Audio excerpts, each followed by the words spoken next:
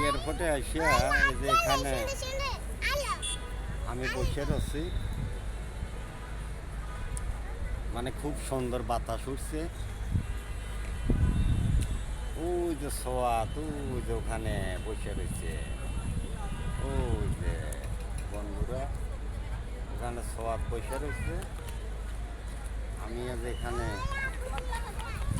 বসে রয়েছি, এখন সোয়াদের মামা কখন আসবি সেটার অপেক্ষাইতেই বসে রয়েছি।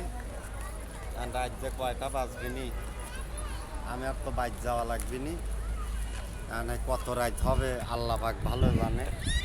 গাড়ি ঘোড়ার পথ, গাড়ি ঘোড়া তো ধরেন যে বেশি রাত হলে তালগাছির থেকে আমাদের রাজমান গাড়ি পাওয়া খুব কঠিন। বন্ধুরা দোয়া করবেন।